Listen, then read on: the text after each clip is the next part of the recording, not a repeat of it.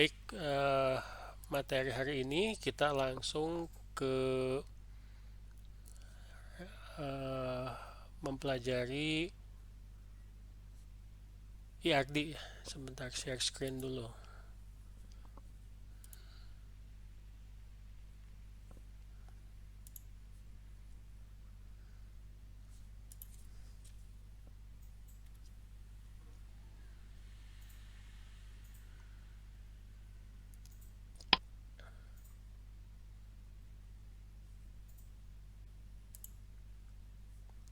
Bisa kelihatan PowerPoint-nya?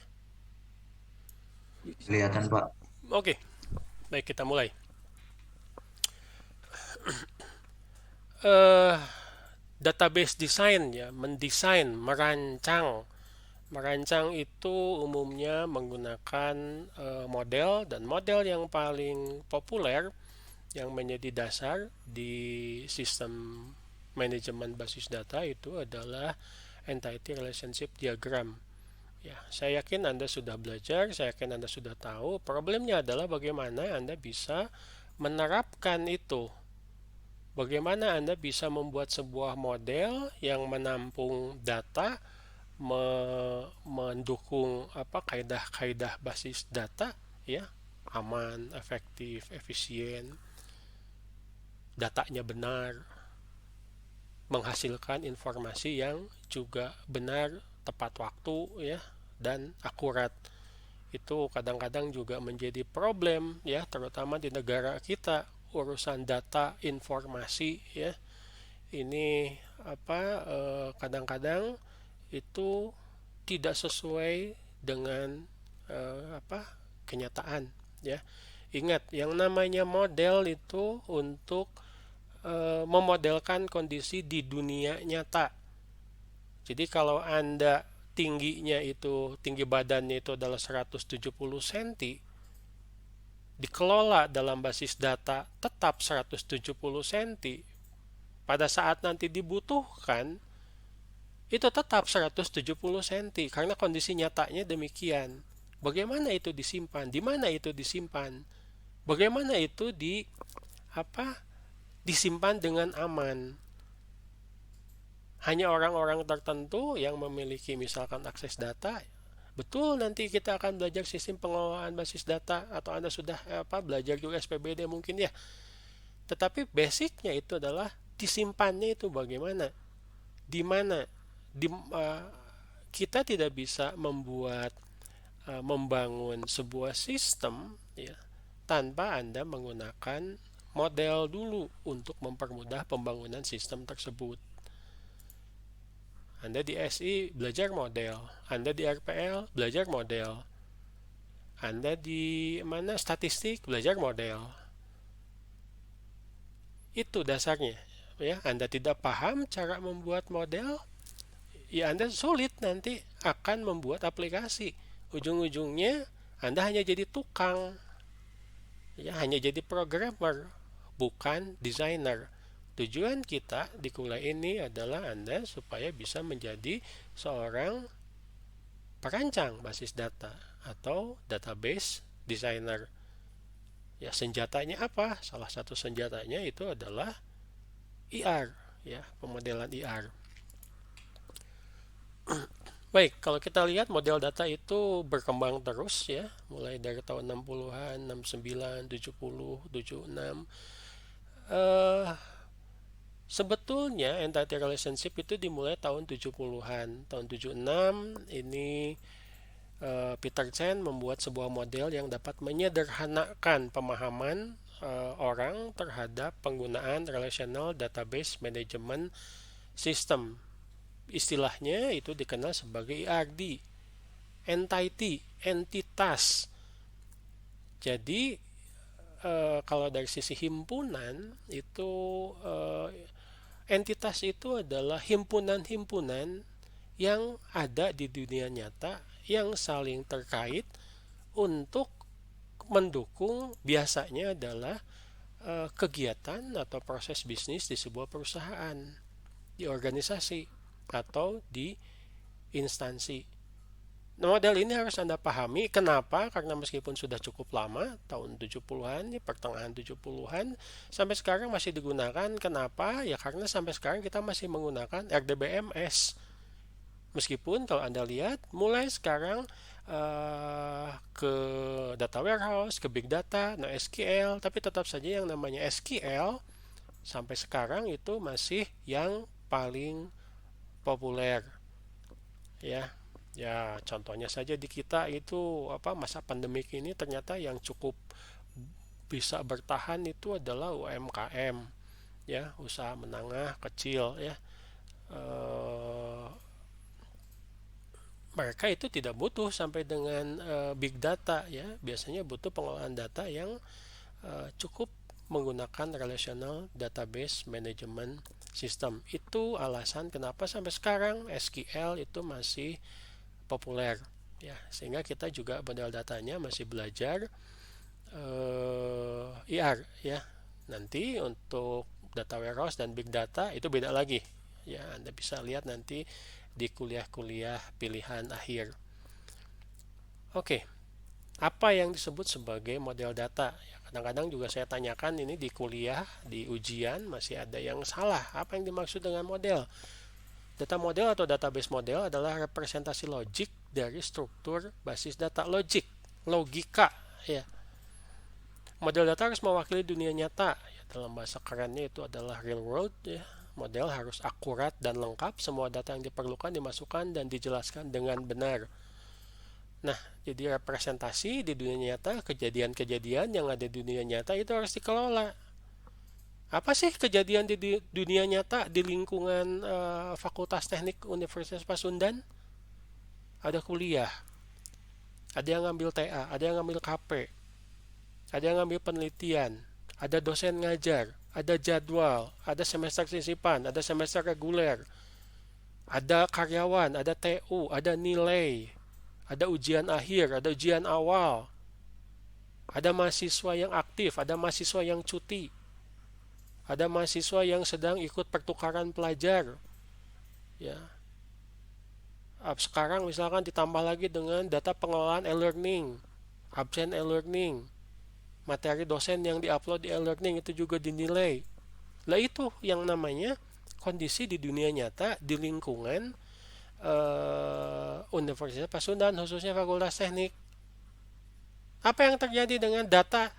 Ya datanya yang ada di kegiatan-kegiatan atau proses bisnis yang tadi saya sebutkan, ini harus ditransformasikan ke dalam sebuah model. Jangan sampai ada data yang tidak dimasukkan, tetapi juga jangan sampai ada data yang tidak dibutuhkan tapi dimasukkan.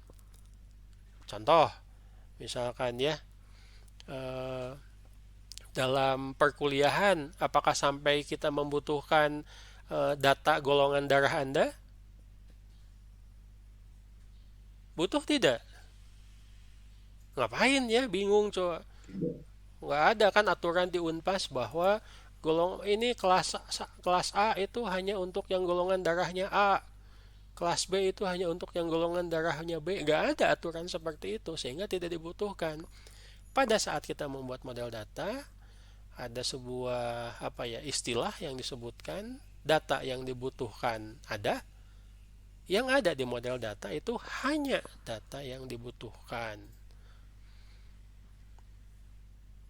Ini kadang-kadang juga suka lupa, ya. Anda yang sudah ngambil tugas akhir, saya tanya ini data dibutuhkan tidak?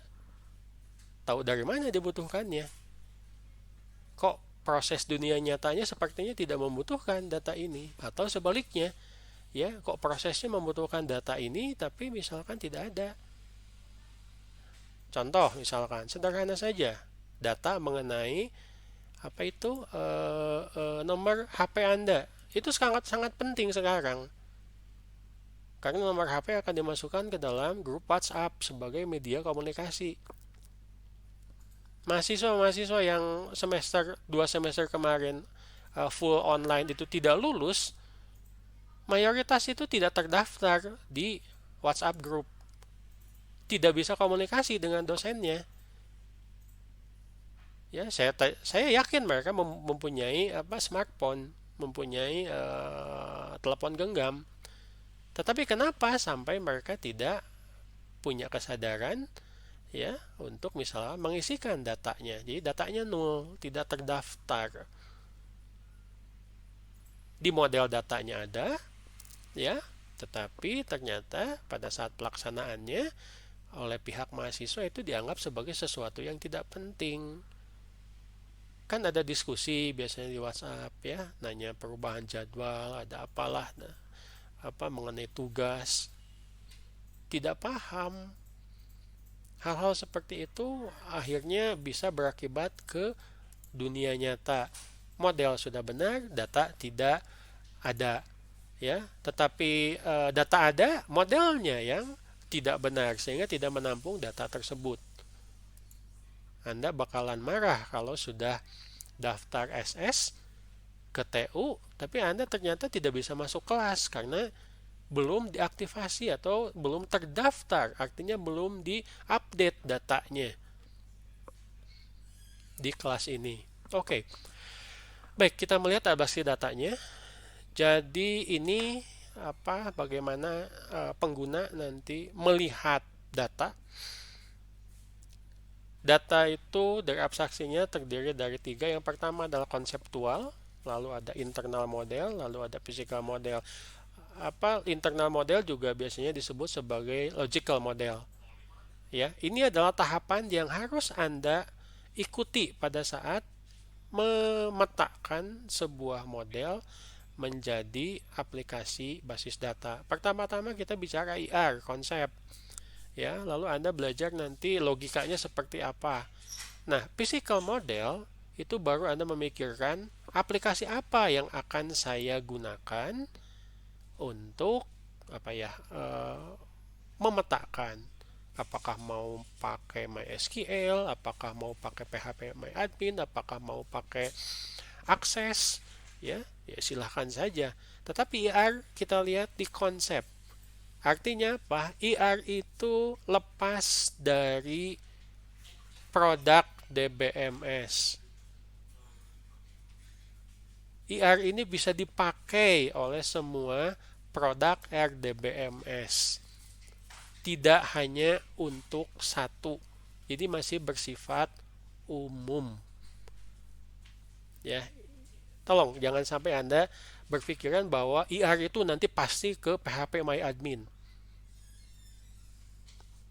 Bukan, ya. Pokoknya ke aplikasi yang relational database management system. Ya. Jadi software independent kalau istilah di karakteristiknya.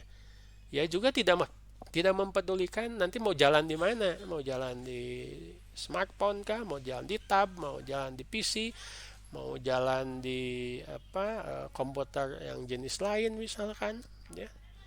Kita buat model dulu. Nah, ini yang kita gunakan, entity relationship diagram. Model data relasional atau model relasional entitas ini diperkenalkan oleh Peter Chen. Jadi notasinya biasanya juga dikenal sebagai notasi Chen, ya. Digunakan untuk memberikan dasar bagi perancangan basis data terstruktur.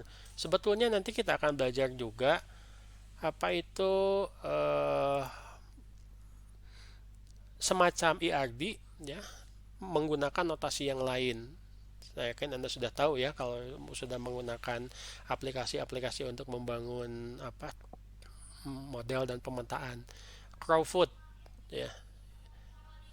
Tetapi Crowdfoot itu juga tetap mengacunya kepada IR. Bedanya apa? Hanya beda notasi saja, beda gambar, ya. Jadi nanti jangan sampai Anda pusing ya, Pak, kok beda gambarnya?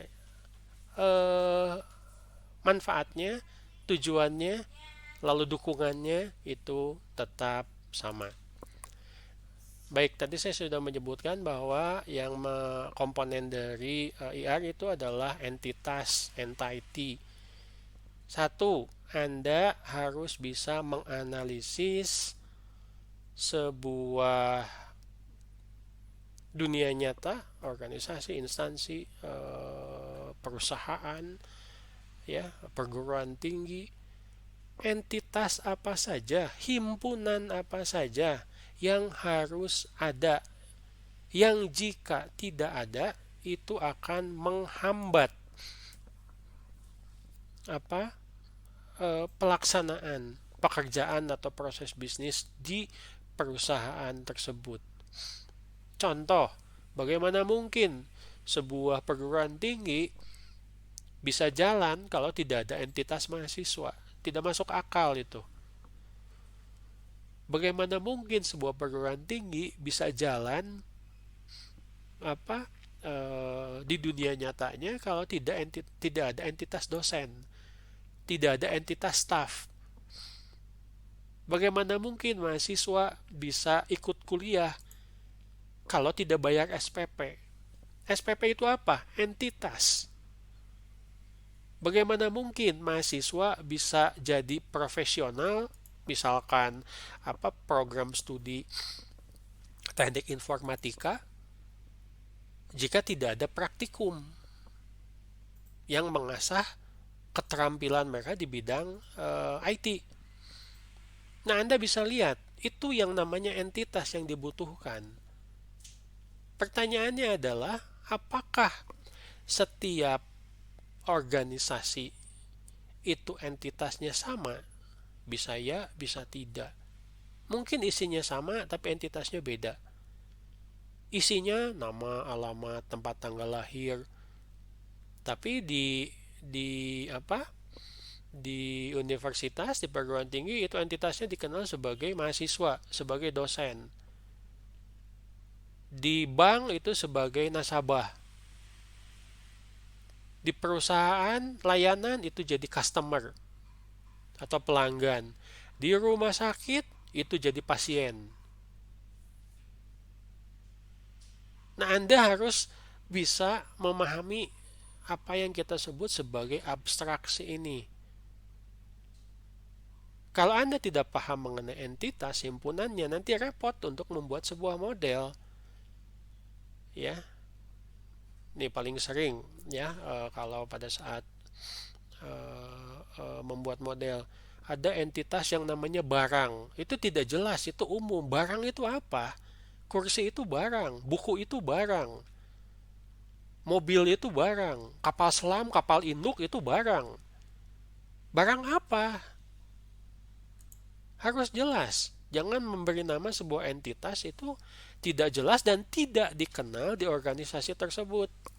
Anda buat model model IR di Unpas. Anda menyebutkan student. Bingung semua orang nanti yang pakai. Apa maksudnya ini? Apa itu student? Kita tidak kenal student di Unpas, kita kenalnya mahasiswa. Anda buat di Unpas entitasnya guru. Ya tidak cocok. Tidak ada istilah guru di Unpas. Ada juga dosen. Ya, hal-hal seperti itu tolong diperhatikan. Ya, penamaan itu bisa sangat krusial dalam pembuatan IR. Nah, lalu di dalam entitas itu biasanya ada atribut. Ini biasanya disebut sebagai himpunan entitas, tapi umumnya itu dikenal sebagai atribut. Atribut itu apa? Tempat penyimpanan data yang mungkin, saya ulangi, yang mungkin masih bisa dipecah. Syarat atribut adalah apa? Unik. Atribut itu harus mencerminkan entitasnya apa yang memiliki atribut tersebut. Dosen punya nama, mahasiswa punya nama. Pada saat atribut disebut, hanya atributnya saja, kan orang jadi bingung ya. Ini nama punya siapa? Punya dosen kah? Punya staf? Atau punya mahasiswa? Hati-hati dalam penamaan. Ini yang berkali-kali terjadi. Kenapa mahasiswa tidak lulus? Kenapa mahasiswa di kuliah PBD ini nilainya kurang bagus? Tidak teliti. tidak paham bahwa yang namanya nama untuk entitas dan nama untuk atribut harus unik. Uniknya di mana? Di seluruh model IR. Tidak boleh ada yang sama. Kenapa? Karena nanti pada saat kita mapping, membuat database fisik, itu nama nggak boleh diganti-ganti. Tetap menggunakan itu, ya. Kita dasarnya sama seperti seorang arsitek membuat gambar rumah. Nggak boleh itu sama tukangnya diganti-ganti, ya. Kamar mandi jadi ruang makan jadi kamar mandi, nggak boleh. Harus patuh sama gambar arsitek. Anda kan jadi desainer ya, desainer database, ya arsitek database sebetulnya itu. Baik, kalau kita lihat atribut, tadi saya menyebutkan bahwa atribut itu ada yang sederhana, ada yang kompleks. Yang kompleks itu bagaimana? Yang kompleks itu bisa tergantung dari atribut lain atau atributnya bisa dipecah menjadi beberapa atribut. Apa yang bisa menyebabkan atribut tersebut masuk atribut sederhana, komposit, single value, dan seterusnya? Sekali lagi, kebutuhan dari pengelolaan data atau proses bisnis. Bukan Anda yang menentukan, tapi Anda harus memahami ini proses bisnis butuhnya apa. Anda bikin paspor itu nggak bisa cuma nama. Tapi harus ada nama depan, nama tengah, nama belakang. Tapi kalau Anda buat data mahasiswa di Unpas, cukup nama saja. Nggak perlu pakai nama depan, nama tengah, nama belakang. Pak, kenapa kalau di imigrasi seperti itu? Itu aturan internasional. Paspor itu, imigrasi misalnya mau mengeluarkan paspor, itu dipakainya internasional. Begitu standarnya. Kalau di Unpas bagaimana? Cukup nama saja. Ya, saya tadi download file spreadsheet Excel dari e-learning mengenai yang ikut kuliah hari ini. Ya, kolomnya itu cuma nama saja. Ada nama, ada NRP, ada email. Kenapa? Karena itu yang dibutuhkan untuk proses perkuliahan online. Oke? Ada yang namanya single value attribute, ya. Atribut yang memiliki paling banyak satu nilai, ya. Tidak bisa dipecah-pecah lagi. Ada yang namanya multi value. Ya, contoh paling sederhana itu adalah nomor telepon. Ya, nomor telepon kan ada kode negara, ya, depannya bisa dipecah sebetulnya menjadi dua. Ada kode negara, ada kode wilayah, lalu baru nomor teleponnya. Lalu ada juga yang namanya derive attribute. Atribut yang bisa dihitung atau bisa diperoleh dari atribut yang lain. Umur bisa dihitung dari tanggal lahir. Ya. Lalu nama istri itu bisa dilihat bisa berhubungan dengan status perkawinan, ya. Kalau orangnya sudah menikah, ya pasti punya istri dong, berarti harus diisi gitu loh. Ya, nggak mungkin orang statusnya sudah menikah tapi tidak punya istri, bingung kan orangnya, nanti nikahnya sama siapa. Loh, di dunia nyata seperti itu kan, ya, kecuali kalau ada misalkan data-data yang menyertakan, ya, misalkan di dunia nyatanya kondisinya ternyata istrinya sudah almarhum, tetap itu namanya ada, tapi mungkin ada keterangan tambahan. Baik, ada pertanyaan dulu untuk jenis atribut. Jadi sekali lagi, atribut itu harus lengkap. Nama atribut harus unik. Anda sebagai desainer juga harus tahu nanti isi dari atribut itu apa. Ini sangat diperlukan nanti salah satunya untuk menentukan tipe data. Ya, ini Contoh atribut komposit ya, tadi saya sudah bahas nama, nama depan, nama belakang. Mungkin Anda boleh tambahkan juga nama tengah ya. Rana Ahmad Maulana. Oh, jelas itu ya. Ada nama depan, nama tengah, nama belakang. Wah Pak, nama saya cuma dua, Rizal Baihaqi. Cuma ada nama depan dan nama belakang. Berarti nanti kalau misalkan masuk ke database-nya ya imigrasi misalkan, Rizal menjadi nama depan, Baihaqi menjadi nama tengah, nama belakangnya Anda gunakan nama ayah Anda atau nama keluarga. Ya, taunya dari mana? Ya biasanya dari apa ya? Kartu keluarga kalau tidak salah. Harus itu diisi, tidak boleh kosong karena memang syaratnya seperti itu. Oke? Ya, jadi untuk Anda-Anda nih ya, yang nanti kalau punya anak, tolong jangan kasih nama anaknya satu kata, nanti bingung loh. Ya, nanti kalau mau bikin paspor, mau naik haji, mau umroh, bingung loh nanti. Kalau namanya cuma satu kata. Oke. Demikian juga dengan alamat. Alamat ini bisa dipotong-potong. Kenapa harus dipotong-potong? Coba kira-kira ada yang bisa bantu saya? Perusahaan apa yang sangat membutuhkan detail mengenai alamat? Pengantar barang, Pak. Nah, barang atau makanan? Ayo ngaku. Anda lebih sering pesan barang atau makanan? Ayo ngaku. Barang, Pak, barang. GoFood ya. Bayangkan kalau Anda nggak GoFood gitu loh. Alamatnya tidak jelas. Atau Anda kirim paket, apalagi sekarang ya. Aduh, kasihan tuh ada saudara ya harus isoman. Yuk kita kirim yuk sama saudara-saudara yang lain, kirim makanan, kirim barang supaya mereka tidak perlu keluar rumah. Ya harus jelas dong alamatnya supaya cepat nyampe. Ya, mulai dari jalan, nomor alamat, kota, provinsi, kode pos. Kalau perlu pakai ciri-ciri. Itu akan sangat membantu perusahaan jasa pengiriman barang untuk segera bisa menyampaikan. Itu akan mendukung pekerjaan mereka, mendukung proses bisnis. Baik, selanjutnya adalah yang namanya entitas ini tidak bisa berdiri sendiri-sendiri sebagaimana kondisi di dunia nyata. Anda mahasiswa masuk satu entitas. Perancangan basis data masuk entitas kuliah.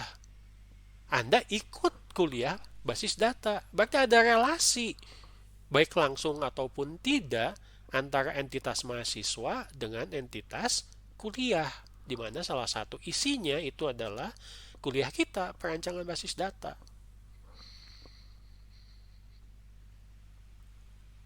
Bagaimana di dunia nyata? Sama.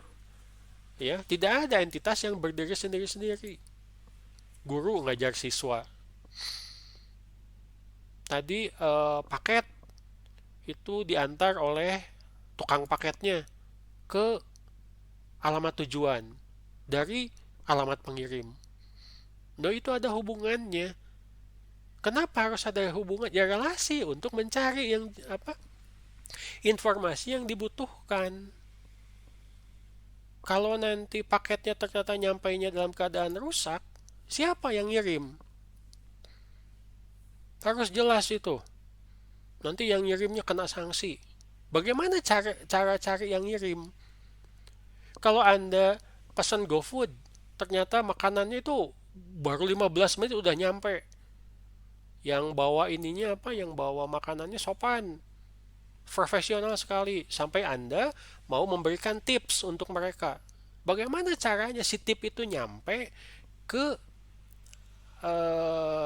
tukang antar yang barusan Anda terima barangnya? Itu harus ada relasinya untuk mempermudah. Jadi dalam skema basis data menggunakan IR itu tidak ada entitas yang lepas. Semuanya berelasi. Ingat itu ya. Nah, baik. Relasi ini juga bisa apa? memiliki karakteristik, relasi juga bisa memiliki atribut. Saya ulangi, relasi bisa memiliki atribut. Bukan hanya entitas saja yang memiliki atribut.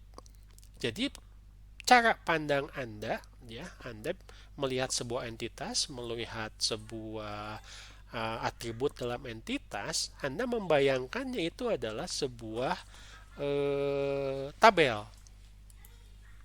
Sebentar ya.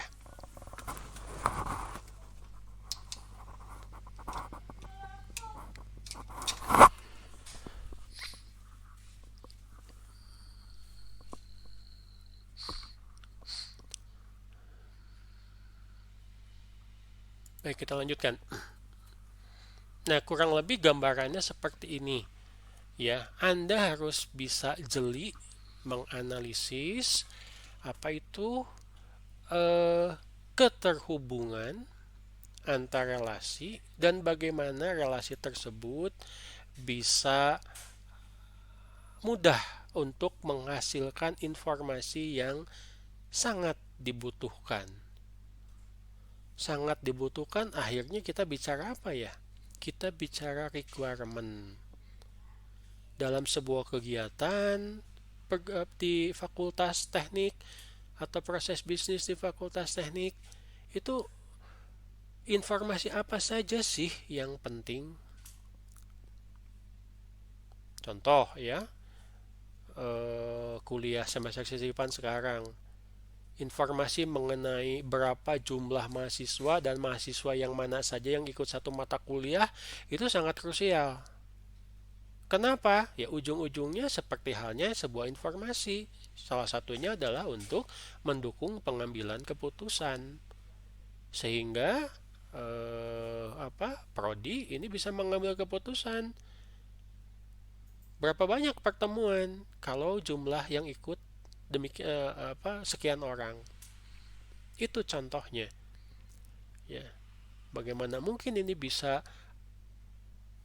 mendukung pengambilan keputusan jika relasi antar entitasnya itu tidak jelas. Baik, ada yang namanya relationship degree. Ini nanti berhubungannya itu dengan kardinalitas. Contoh sederhana adalah kuliah kita, nama kuliahnya perancangan basis data, yang ikut itu 11 orang. 11 itu banyak, perancangan basis data itu 1. Itu masuk ke relationship degree. Ke kardinalitas, hubungan antar entitas. Ya, satu ke satu, satu ke banyak, banyak ke satu, banyak ke banyak. Anda ada yang ngambil lebih dari satu mata kuliah di SS? Ada kan ya? Waduh, jangan-jangan nanti satu mahasiswa mengambil banyak mata kuliah, satu mata kuliah diambil oleh banyak mahasiswa. Bagaimana itu kardinalitasnya? Itu bukan artinya satu ke banyak dan banyak ke satu, tapi artinya itu adalah banyak ke banyak. Banyak mahasiswa mengambil banyak mata kuliah. Demikian juga sebaliknya. Kecuali kalau di SS itu cuma ada satu mata kuliah, ya. Terus yang ngambil Anda 11 orang, yang ngajar cuma saya satu. Satu dosen ngajar satu mata kuliah, banyak mahasiswa mengikuti satu mata kuliah. Nah, hal-hal seperti ini harus Anda pahami. Jadi kalau saya tanya, kardinalitas itu dari mana taunya? Dari proses bisnis, dari kondisi kebutuhan data yang nyata, bukan mengarang-arang. Ya, entitas orang tua dengan entitas anak, ya tergantung nanti di keluarganya. Ada yang satu ayah cuma satu anak, satu ke satu. Ada yang satu ayah punya banyak anak, satu ke banyak. Kalau dari sisi anak berarti banyak ke satu. Tidak bisa Anda menyebutkan bahwa setiap keluarga itu adalah satu ke satu. Atau setiap keluarga itu adalah satu ke banyak. Tergantung keluarganya. Tidak bisa Anda menyebutkan bahwa setiap kuliah itu satu dosen, banyak mahasiswa. Ya tergantung nanti. Jangan-jangan banyak dosen, banyak mahasiswa. Faham untuk kardinalitas? Ya, ingat, Anda sebagai desainer itu harus bisa menangkap kondisi dunia nyata, menganalisis, bertanya, wawancara, survei. Jangan Anda membuat aturan-aturan yang ternyata tidak tidak cocok dengan kondisi dunia nyata. Modelnya nanti akan salah. Baik, ini pemetaannya. Jadi Anda bisa bayangkan A1, B1 ini Anda bayangkannya itu adalah sebuah apa ya? Sebuah baris atau rekor lah.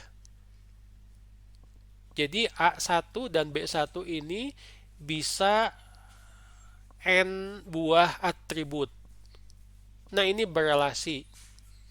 One to one. Anda bayangkan satu ke satu. Satu baris berelasi dengan satu baris. Kalau Anda naik pesawat, Anda cuma boleh duduk di satu kursi. Anda naik kereta api, Anda cuma boleh beli tiket untuk satu orang untuk diri Anda sendiri. Kenapa? Karena pada saat masuk ke kereta itu ditanya KTP, dilihat KTP-nya betul tidak, nama tiket dengan nama KTP itu sama. Tidak sama, nggak boleh naik. Demikian juga dengan pesawat. Ya, karena itu ada aturannya, ada hukumnya. Satu ke satu. One to many. Satu ke banyak. Atau kalau dari B, many to one. Apa yang satu ke banyak? Ya Anda misalkan mahasiswa dalam satu semester boleh mengambil banyak kuliah disesuaikan dengan pencapaian IPK Anda. Lalu ada many to one. Ya anggap sajalah ya. Saya juga kangen ya masa-masa normal dulu ya. Mahasiswa keluar kuliah langsung ke kantin. Banyak mahasiswa menyerbu satu kantin. Wah, ya, ya saya kangen juga ya ke kampus. Sekarang kampus kita mengikuti aturan PPKM lagi ditutup.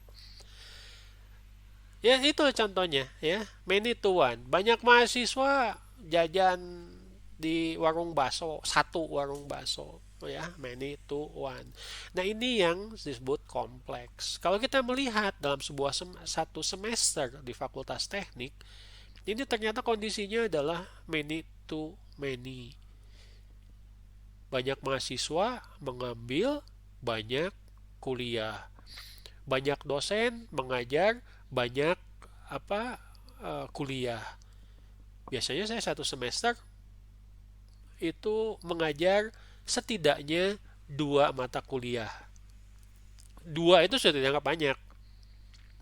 Sementara mata kuliah tersebut itu diajar oleh lebih dari satu dosen karena harus paralel.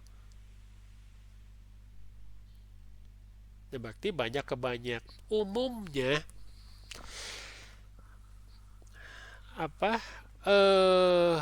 pemodelan menggunakan many to one, tapi bukan yang paling banyak digunakan maksudnya.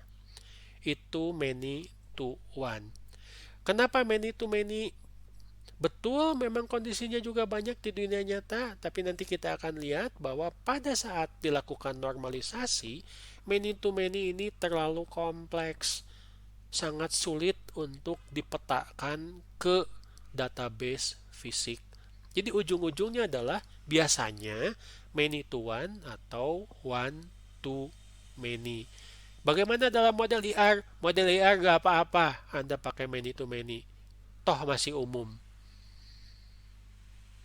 Tidak apa-apa. Ya, bukan dosa besar gitu loh. Toh ada, silahkan digunakan saja.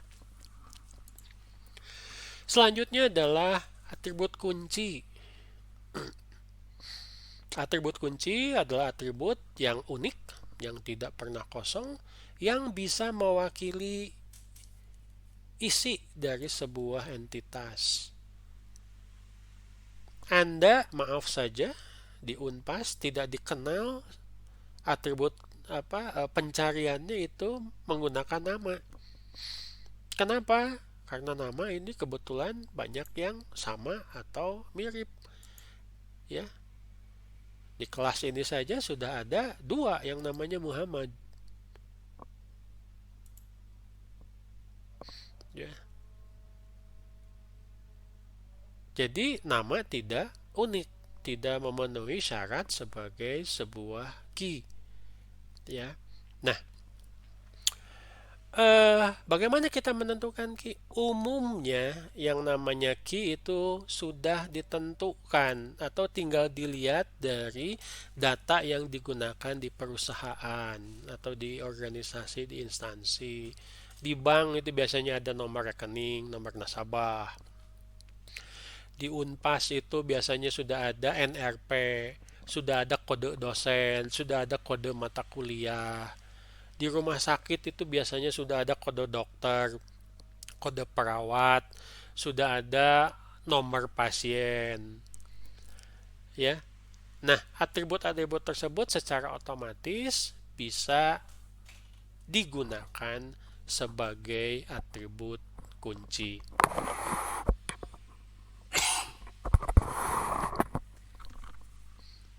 Bagaimana kalau atribut kuncinya belum ditentukan? Nah, baru Anda melihat tiga komponen ini. Yang pertama adalah Anda harus mengidentifikasi super key. Mana sih yang beberapa beberapa atribut yang memang tidak pernah kosong, ya, dan unik dan bisa mewakili. Coba Anda identifikasi. Mungkin cuma ada 1, mungkin ada 2, mungkin ada 3. Ya, identifikasi semuanya. Lalu dari yang 1, 2, atau 3 tersebut, Anda jadikan mereka sebagai kandidat. Apa itu kandidat? Calon kali ya. Nah, dari yang 3 tersebut, akhirnya Anda pilih salah satu yang paling cocok diangkat sebagai primary key. Ya. 1 atau lebih atribut yang kumpulan tadi disebut sebagai super key. Lalu yang Anda pilih itu menjadi kandidat key yang Anda pakai nanti sampai ke physical database itu adalah primary key. Tapi umumnya, ya saya bilang umumnya ya, Anda tidak perlu susah-susah menggunakan ini. Biasanya di organisasi itu sudah ada yang memang bisa kita angkat sebuah atribut sebagai atribut kunci. Ini contoh saja ya, nanti silahkan dilihat di presentasi di blog. Nah, ini yang kita sebut sebagai mapping. Ya, kenapa sih kita tadi bisa menyebutkan bahwa satu ke banyak, satu ke satu, banyak ke banyak? Anda melakukan pengujiannya bisa menggunakan gambar seperti ini. Ya, kalau istilah saya sih sebelum Anda buat model yang ngotret dulu lah. Salah satu cara ngotretnya seperti ini. Anda tidak paham relasi pemetaannya, Anda kesulitan nanti untuk menyebutkan kardinalitasnya. Itu yang banyak salah. Ya, karena Anda menganalisis bukan dari kondisi nyata relasi antar data. Hati-hati, yang namanya analisis itu perhatian kepada hal-hal yang detail.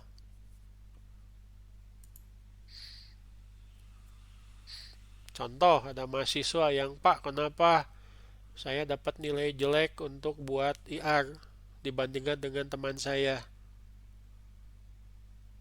Ternyata dia tidak menunjukkan kardinalitas dalam relasi antar dua entitas. Anda tidak bisa bilang, Pak, masa sih kurang sedikit saja nilainya jadi berkurang banyak. Loh, itu penting.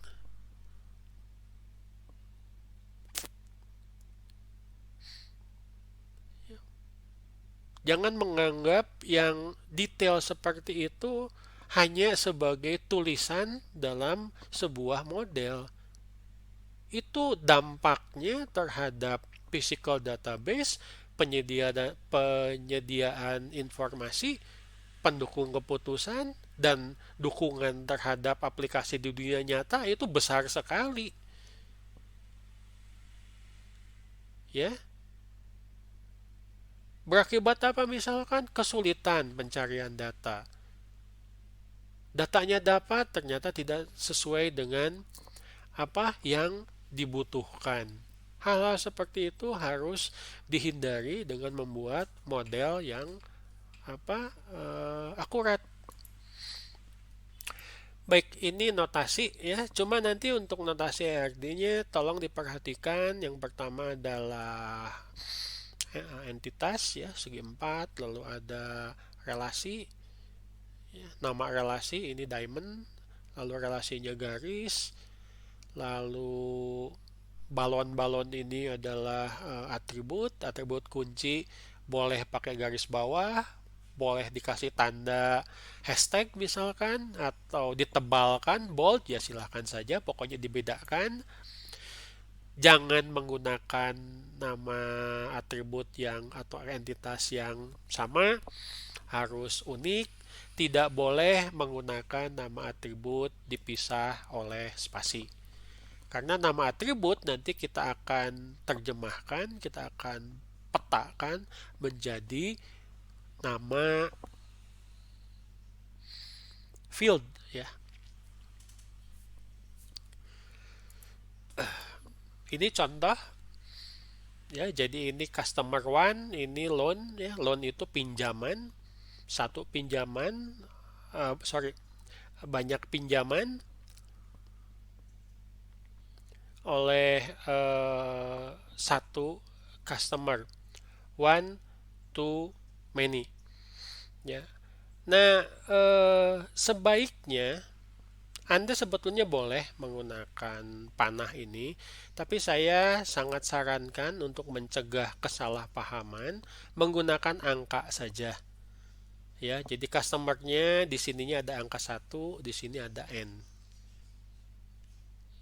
Ini misalkan contohnya di sebuah bank. Boleh ya, satu customer atau nasabah itu memiliki lebih dari satu pinjaman. Jadi tergantung juga aturan dari bank tersebut. Ini sebaliknya. Banyak customer, satu pinjaman. Jadi di sini satu, di sini N.